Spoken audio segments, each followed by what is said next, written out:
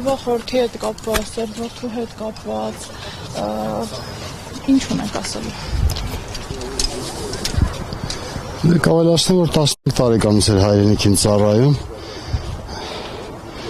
Երևի հրամանատարներից դե կարող միակը չէ, բայց միակներից մեկն էր, որ մահնել էր արհամարում պատերազմի դաշտում, վախնել ընդհանրապես արհամարած։ Որտեղ եթե նա մահն ու վախը չարհամարեր Սամվելը իրան ինքը 1.90 հասակով թիկնեղ սպորտային կեցվածքով տղա էր։ Չէր հանի իրան բռնեժիլետը, այսինքն այդ պաշտպանիչ համազգեստը եւ հագցնի իրան զինվորին, որը իրանը շպրտել էր, որ փախնի։ Դե ծանր աժիլետը շպրտել էր, որ փախնի։ Սամվելը կանչել էր զինվորին իրան մոտ, այսինքն ասել էր զինվորին բռնեք բերեք, տեսել էր լացելով զինվորը փախնում է, կանչել էր իրան մոտ ու հանել էր իր, ասել էր ուրա բռնեժիլետը զինվորը, ասել կորցրել են, պարոն փոխգնդապետ, ասել չես կորցրել։ Ուղղակի շպրտել ես, որ թեթևացած վազես փախնես, բայց գնդակը քեզանից արագ է, ասել է կզոհվես։ Ու հանել է ինքը իր ես եմ Սամվելին դաստիարակել, բայց ես օրինակ նույնը չէի անի։ Անգամ իմ հարազատ եղբոր համար ես իմ ժիլետը չէի հանի տան։ Բայց Սամվելը հանել է իրան զինվորի համար, իրան ժիլետը հանել, հագցրել զինվորին, սաղավարտը դրել զինվորի գլխին ու ինքը հումորով տղա էր։ Ու պատվի առել զինվորի սա զորքը նայել, դրամատրությունը զորքի դուխը բարձրացնելու համար է, դուխ բառը, այսինքն հոգեբանական վիճակը կայուն նորմալ վիճակի բերելու համար ասել է հրամայում եմ չզոհվել զինվոր հրամանատարական ժիլետը քեզ կպաշտպանի չնայած նույն ժիլետն է ոչ մի տարբերություն չկա հրամանատարի ժիլետը թե զինվորի զինվորը ժպիտը դեմքին արդեն պատասխանել է լսում եմ չզոհվել պարոն փոխգնդապետ հիմա ճիշտ ասած զինվորին փնտրում եմ ես գիրք եմ գրում Սամվելի մասին ես եմ գրում այդ զինվորին փնտրում եմ մտածում եմ որ եթե ողջ է եթե փնտրում եմ չեմ կարող գտնեմ Վախենում է երևի իմ մոտ գա, մտածել է, որ ես կարող իրան մեղադրեմ, ասեմ, եթե դու քո ժիլետը չէիր հանել, ասենք Սամվելը իրանը, քո հրամանատարը իր ժիլետը չէր տա քեզ ու ինքը չէր խփվի դավաճանների կողմից, մի խոսքով, բայց ես չեմ ասի կյանքում այդ բանը, ես կասեի միայն մի դեպքում, եթե իմ տղեն ինքը լիներ զինվոր։ Ինքը հայրենիքի զինվոր է, բայց հրամանատարական պաշտոնի։ Ինքն է որոշել, որ զինվորը պետք է ապրի ինքը հարցականի տակ մնա։ Ու ես ոչ մի բան այդ զինվորին վատ չեմ ասի, եթե լսում էլ է, թող ինքը ազատ գա ինձ հետ շփվի, որտեղ ուզում եմ իրանից լսեմ այդ պատմությունը, գրքի մեջ իր անունից գրանցեմ, իրան էլ հավերժացնեմ իր հրամանատարի հետ միասին։ Պատերազմին մասնակցել առաջին պատերազմին, այո, բայց ի տարբերություն առաջին պատերազմի, առաջինում մենք հայրենիք ենք ազատագրել, ցավոք երկրորդում կորցրել։ Հիմա որպես առաջին ազատամարտի մասնակից, այն ինչ եղավ Արցախի հետ եւ շարունակում է մեր հայրենիքի հետ լինել, ինչպես է, ինչի հետևանք է ցես, ինչ է սխալարեցինք։ Ես մինչև այսօր էլ ասենք, որ երեխեքին ռազմահայրենասիրական դաստիարակություն եմ տալիս, ասում եմ, որ մեր բանակը չի պարտվել։ Բանակին կեսում ընթացքից կանգնեցին, ասին դու պարտվել ես։ Բանակը չի պարտվել, բանակը շարունակում էր կռիվը։ Ես դե համաշխարհային պատմությանն եմ գերազանց տիրապետում, Հայաստանի պատմության աշխարհագրությանն եմ գերազանց տիրապետում։ Մեկ-մեկ Հայաստանի ղեկավարությանը ես գրում եմ, դիմում եմ, ասում եթե դուք պատմություն եւ աշխարհագրությունը գոնե մեր երկրի, մեր Հայաստանի եւ տարածաշրջանը, ես փոքր 4 հարևան երկրների պատմությանը տիրապետեիք եւ աշխարհագրությանը։ Դուք այդքան հեշտությամբ մեր հողային տարածքներից չէիք ազատվի։ Չէիք ասի այստեղ սար անդեղ, ամմշակ անդեղ, ջուր չկա, անդեղ ձյուն այ եւ այլ։ Ախր դա մեր մոտ բացակայել է միայն ուղղաձիգ հրամանատարական ամենավերևի օղակի հրամանատարական բանը։ Մարդը, դա բացակայել, եթե լիներ ասենք ուղղակի ամենանորմալ հրամանատար մեր բանակը չէր պարտվի։ Հետո ես ասում Ստեփանակերտը գրավում են, թող գրավեին Ստեփանակերտը։ Ստեփանակերտում բնակչություն չկար կամ կար շատ քիչ թվով, թող գրավեին թող ավիրեին Ստեփանակերտը։ Մոսկվան էլ Նապոլեոն Բոնապարտը գրավեց։ Դիտավորյալ Կուտուզովը ռուսական ֆելդմարշալը հանձնեց Մոսկվան Նապոլեոնի զորքերին։ Նահանջեց Մոսկվայից։ Բանակը վերակառուցեց, ուժեղացեց 3 ամիս հետո մտավ Նապոլեոնին Մոսկվայում ջարդեց, հետ մղեց մինչև Փարիզ, տարավ Փարիզում իր ողջուն Նապոլեոնին ջարդեց։ Ինչ անենք Ստեփանակերտը դա ոչ քարվաճառներ, ոչ Լաչինի շրջաններ, ասենք այդ Բերձորի, ոչ Աղդամներ, այդ տարածքները հանձնված չէին թուրքերին։ Թուրքական անգամ Թուրքիայի բանակը չէր կարող Քելբաջարը գրավել։ Թուրքական բանակն էլ չէր կարող Քելբաջարը, բայց մենք սկուտեղի վրա այն էլ Ալիևի որոշած օրերին, որ օրն է իրան պետք է, այսինքն մեր Մոնթեի ծննդյան օրերները, մեկի օրերը եւ այդ օրերին սկուտեղի վրա մատուցում ենք Ադրբեջանը։ Թուրքական բանակը, Թուրքիայի Էրդողանի գլխավորությամբ այդ Չոբանը, եթե գային էլի չէին կարող մեր պատերազմից 5 տարի է անցել։ 5 տարի անց խոսում են խաղաղության մասին, խաղաղություն բերելու մասին Ադրբեջանի հետ։ 1064 թվականն, այսինքն հիմա 25 թվից 64, 39 տարի հետո կլինի 1000 տարի, որ թուրքերը մեր այս տարածաշրջանում են։ Առաջի թուրքական զորավարը Արփասլանը եկել ու հաստատվել է։ Ուրեմն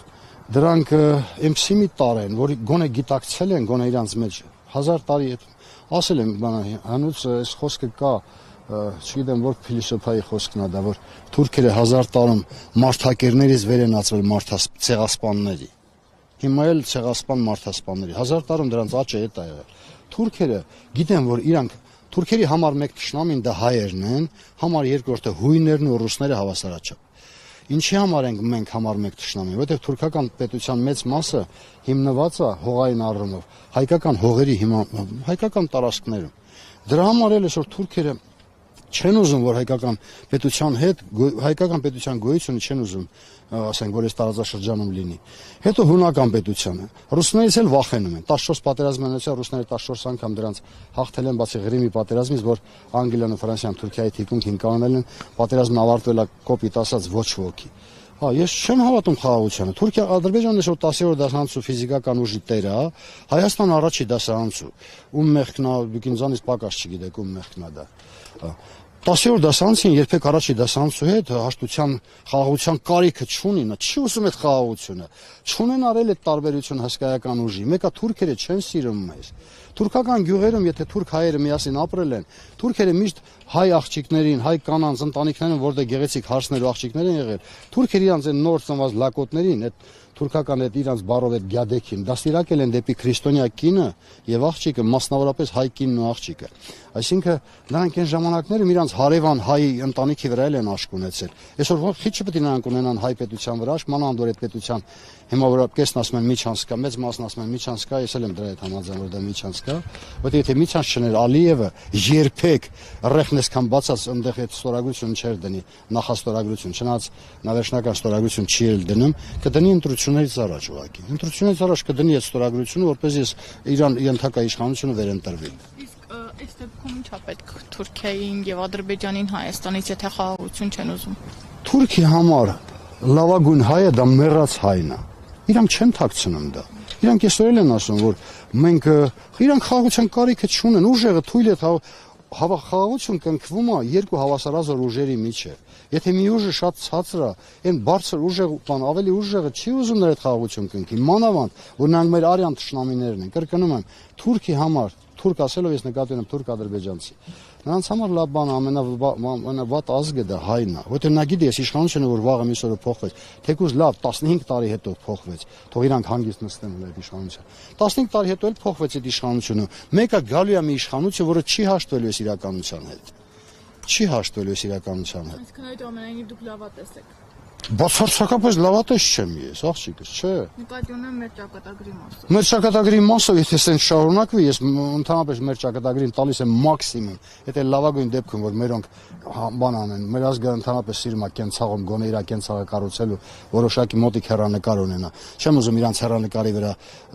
բանը ջուր լցնեմ, ուզում եմ ասեմ գոնե մի 15 տարի։ Եթե սենց գնաց, խաղաղ ձև Հայաստան դառնալու է անունով կարող ամնա ասենք, որպեսզի ասենք ՄԱԿ-ի աշխարհի պետությունները այդքան բան չանեն, չընդվզեն, ասենք Թուրքիայի, ու վերջը